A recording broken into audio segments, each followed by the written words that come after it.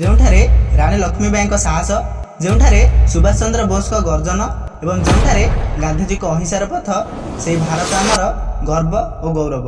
ତ ନମସ୍କାର ବନ୍ଧୁଗଣ, ଆମ ଓଡ଼ିଆ ୱାର୍ଲ୍ଡ ୟୁଟ୍ୟୁବ୍ ଚ୍ୟାନେଲକୁ ସ୍ୱାଗତ। ଆଜି ଆମେ ନେଇ ଆସିଛୁ ସ୍ୱାଧୀନତା ଦିବସ ଉପଲକ୍ଷେ ଏକ ମନଛୁଆଁ ଏବଂ ମନମୁଗ୍ଧକର ଭାଷଣ। ତେବେ ଚାଲନ୍ତୁ ତିଳେମାତ୍ର ବିଳମ୍ବ ନ କରି ଆରମ୍ଭ କରିବା ଆମର ଭାଷଣଟି। ବରେଣ୍ୟ ସଭାପତି ମହୋଦୟ, ସମ୍ମାନିତ ଅତିଥିବୃନ୍ଦ, ପୂଜ୍ୟ ଗୁରୁଜନବୃନ୍ଦ ଏବଂ ମୋର ପ୍ରିୟର ଛୋଟ ବଡ଼ ଭାଇ ଓ ଭଉଣୀମାନେ, ଆଜିର ଏହି ଐତିହାସିକ ସ୍ୱାଧୀନତା ଦିବସ ଅବସରରେ ମୋତେ କିଛି କହିବାକୁ ସୁଯୋଗ ମିଳିଥିବାରୁ ମୁଁ ନିଜକୁ ଧନ୍ୟ ମନେ କରୁଛି।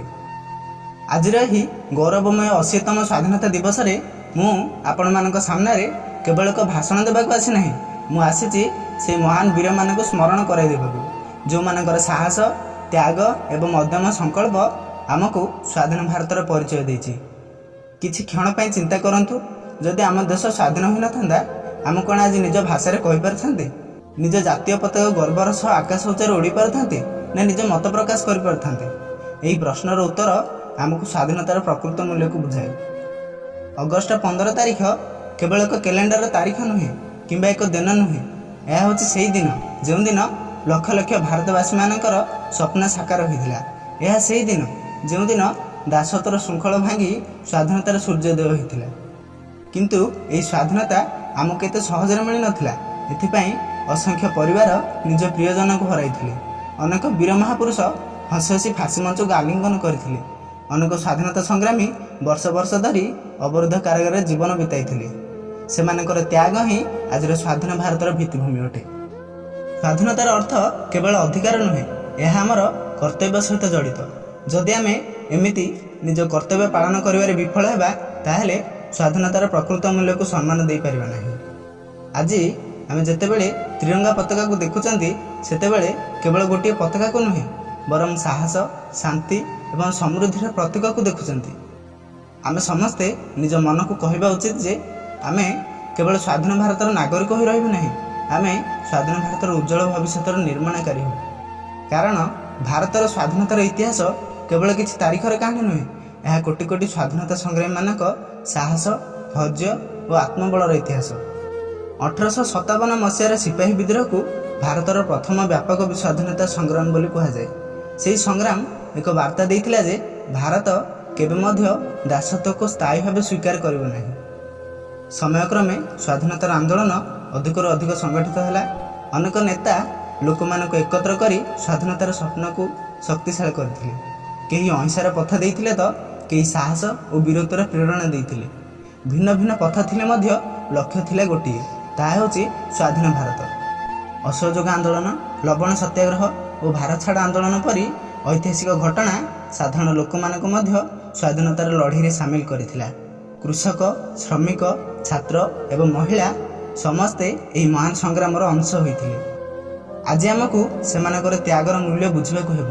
ଆମେ ହୁଏତ ରଣକ୍ଷେତ୍ର କିମ୍ବା ଯୁଦ୍ଧକ୍ଷେତ୍ରରେ ଲଢ଼ିପାରିବା ନାହିଁ, କିନ୍ତୁ ଅଶିକ୍ଷା, ଦୁର୍ନୀତି ଓ ଅନ୍ୟାୟ ବିରୋଧରେ ଲଢ଼ିବା ଆମର କର୍ତ୍ତବ୍ୟ। ଆଜି ଭାରତ ବିଜ୍ଞାନ, ପ୍ରଯୁକ୍ତି, ମହାକାଶ, ଶିକ୍ଷା, କ୍ରୀଡ଼ା ଓ ସ୍ୱାସ୍ଥ୍ୟ ପରି ଅନେକ କ୍ଷେତ୍ରରେ ନିରନ୍ତର ଅଗ୍ରଗତି କରୁଛି। ଆମର ବୈଜ୍ଞାନିକ, କୃଷକ, ଶିକ୍ଷକ, ସୈନ୍ୟବାହିନୀ, ଡାକ୍ତର ଏବଂ ଯୁବ ଉଦ୍ୟୋଗପତିମାନେ ନିଜ ନିଜ କ୍ଷେତ୍ରରେ ଦେଶର ନାମକୁ ଗୌରବାନ୍ୱିତ କରୁଛନ୍ତି। କିନ୍ତୁ ଆମେ ସମସ୍ତେ ଜାଣନ୍ତି ଯେ ସଫଳତା ସହିତ ଦାୟିତ୍ୱ ମଧ୍ୟ ବଢ଼ିଥାଏ।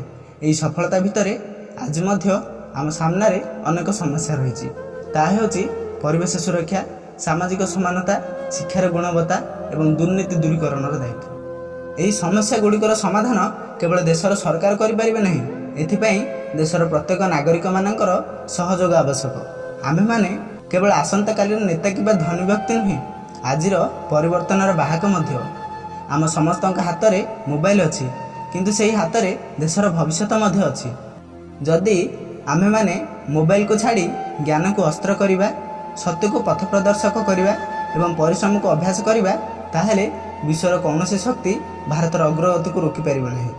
ଏକ ବିକଶିତ ଭାରତ କେବଳ ସରକାର ଯୋଜନାରେ ଗଢ଼ାଯିବ ନାହିଁ, ଏହା ଗଢ଼ାଯିବ ଆମର ଚରିତ୍ର, ପରିଶ୍ରମ ଓ ଏକତାରେ। ବନ୍ଧୁଗଣ, ଆମେ ଦୈନନ୍ଦିନ ଜୀବନରେ ଯେଉଁ ଇତିହାସ ପଢ଼ୁଛନ୍ତି, ସେହି ଇତିହାସ ପଢ଼ିବା ଆବଶ୍ୟକ, କିନ୍ତୁ ତାଠାରୁ ଅଧିକ ଆବଶ୍ୟକ ହେଉଛି ଯେ ଏମିତି କିଛି କରିବା ଯାହାକୁ ଆଗାମୀ ଭବିଷ୍ୟତରେ ଇତିହାସ ସମ୍ମାନର ସହ ଲେଖିବ।